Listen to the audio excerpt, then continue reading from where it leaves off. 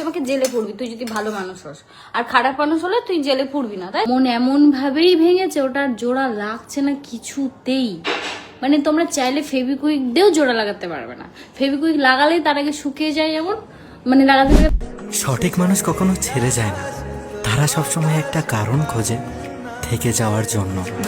অবশেষে লাইভে এসে পৃথিমণ্ডল রনকে নিয়ে কি উদ্দেশ্য করে বলল, তাছাড়াও কেনই বা আলাদা থাকতেছে পৃথিমণ্ডল, তার সমস্ত এ টু জেড জানতে পারবেন সোশ্যাল মিডিয়াতে। বংরন এমনকি পৃথিমণ্ডলকে নিয়ে যেভাবে আলোচনা সমালোচনা হচ্ছে সেটা তো ইতিমধ্যে সবাই দেখেছেন। তবে ইতিমধ্যে বংরন তার ভিডিওতে সরাসরি বলে দিয়েছে পৃথিমণ্ডল এমনকি তার মধ্যে কোনো ডিভোর্স হয়নি, শুধুমাত্র নাকি তারা আলাদা থাকতেছে। প্রিয় দর্শক, কোন কারণে আসলে তারা আলাদা থাকতেছে আর কি বা হয়েছে তাদের মধ্যে, তো চলুন আগে আমরা ভিডিওতে চলে যাই, তারপর বিস্তারিত কথা বলতেছি ভিডিও শেষে। হাসিটা বিচ্ছিরি দিয়েও বিচ্ছিরি হয়ে যাচ্ছে, নিজের হাসি নিজেরই কানে লাগে। আবার না কাউকে একটু বোঝাতে ইচ্ছা করছে, আর মনে হচ্ছে কোনো একটা মুরগি পাই তাকে ধরে একদম আমি বোঝাবো, সে আমার সব কথা শুনবে, আমি যা বলবো সে সেটাই করবে। আমার এরকম একজন চাই, মানে এখন মনে হচ্ছে এমন একজনের সাথে আমি গল্প করতে চাই।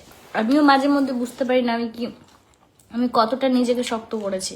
ব্রেকআপ হলে কিভাবে সেখান থেকে মুভ অন করতে হবে বলো। আর একটু কি বলবো? ওই তো যা যা বললে, যার কথা একটু এলোমেলো হয়ে যাবে সেই চোর। কি বল না, কি করবি? তার মানে তুই আমাকে জেলে পড়বি তুই যদি ভালো মানুষ হস, আর খারাপ মানুষ হলে তুই জেলে পড়বি না। তাই আমার বন্ধু এখন হয়েছে আমাদের ভালো সম্পর্ক, আমাদের 6 বছরের সম্পর্ক।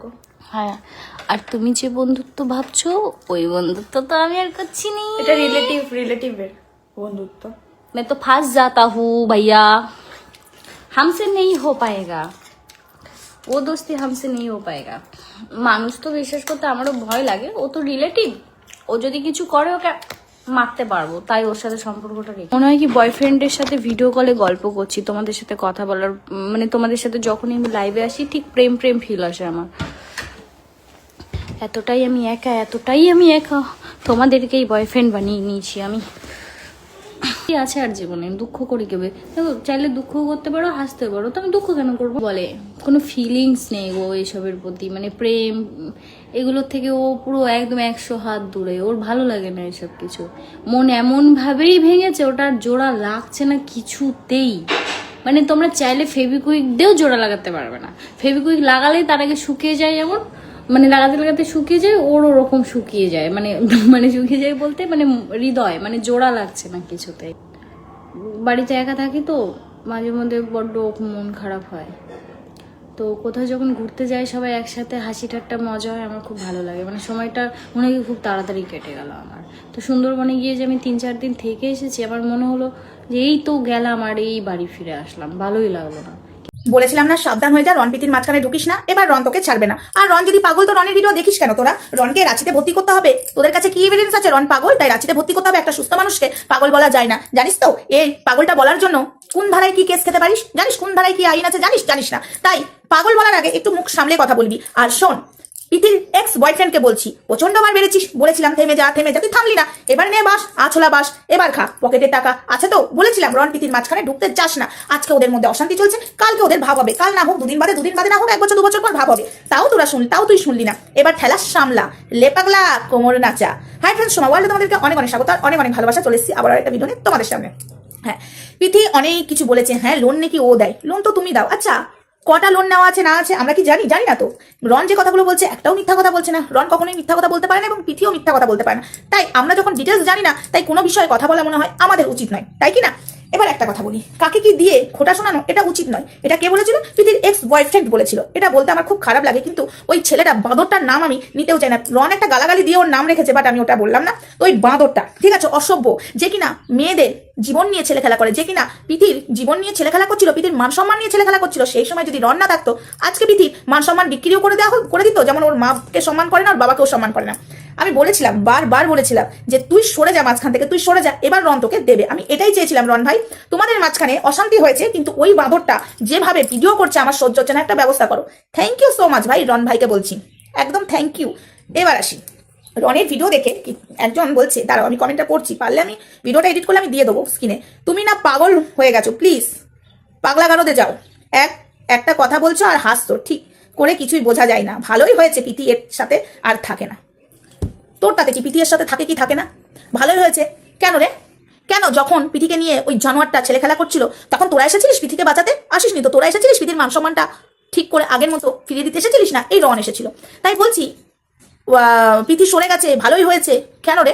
তোদের মতো ভিউয়ার্স না থাকাই ভালো। তোদের মতো ভিউয়ার্সগুলো না আছে, রনের কাছে রনের মতো কমেন্ট, পিথির কাছে পিথির মতো।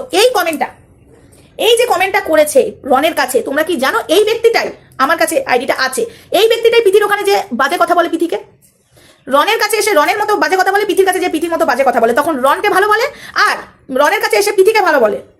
এই জানোয়ারটা আমার মনে হচ্ছে এই যে রন পিথির মাঝখানে যে থার্ড পার্সনটা, সে ছাড়া আর কেউ নয়।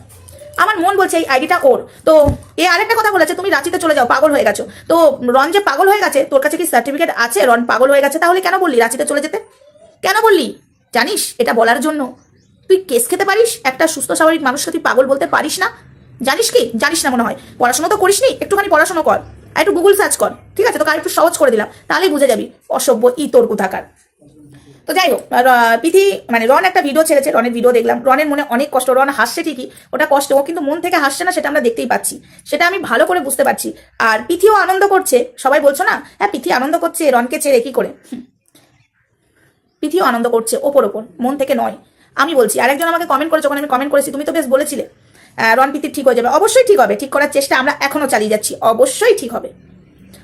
এই অশান্তি চলছে, আমি জানি এখনো চলবে এদের মধ্যে, কিন্তু ওরা এক হবেই। তোমরা একটা জিনিস রনের দেখেছো? তোমরা কি এটা নোটিস করেছো রনের ভিডিওর মধ্যে ওর ওর ওর ওর ওর ওর ওর ওর ও পারছে না।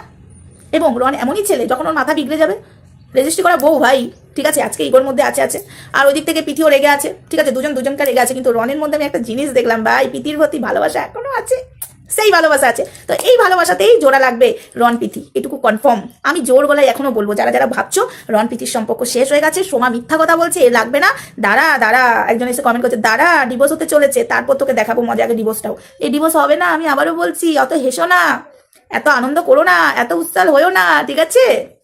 তাই একটাই কথা বলছি, শুধু দেখতে থাকো। রনের মধ্যে আমি একটা জিনিস দেখলাম, পিথির প্রতি ভালোবাসা এখন আছে, সে কষ্ট পাচ্ছে।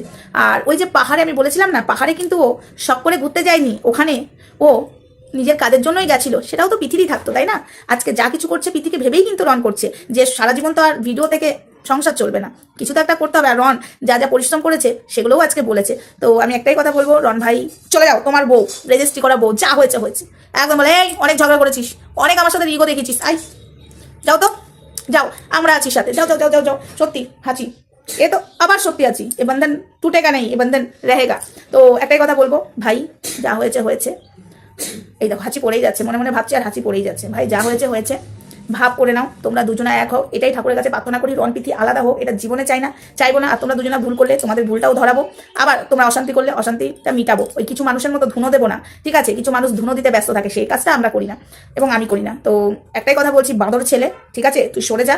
রন পিথিকে নিয়ে তুই ভিডিও করিস না, ভিউজ কামাস না। তোর যে হালটা এবার করবে না রন, তুই কিন্তু বাঁচতে পারবি না। আগের বার বেঁচে গেছিস পিথির জন্য, এবার কিন্তু তুই পিথির জন্য আর বাঁচতে পারবি না। কারণ পিথিকে রন বাজে কথা বলুক, রনকে পিথি বাজে কথা বলুক, সেটা দুজন মেনে নেবে, কিন্তু তুই মাঝখানে এসে বাজে কথা বললে রন কিন্তু মেনে নিতে পারে না, ঠিক আছে? এবং আমরাও যদি বলি তাও মেনে নেবে না। তাই তোকে ফার্দার বলছি, রন পিথির মাঝখানে ঢুকে ভিডিও করতে আসিস না, নাহলে তোর কিন্তু আবার খবর আছে। আর ওই ডিপিটা চেঞ্জ কর, তুই ওই ডিপি চেঞ্জ করবি, পিথির ফটো সরাবি, তোর সাথে তো পিথির সম্পর্ক শেষ, তাহলে কেন ডিপিটা রেখেছিস? আর ওই ফটোগুলো সরাবি, নাহলে কিন্তু তোর খবর আছে, আমি বলে দিচ্ছি। বাঁদর ছেলে, ছোট লোক,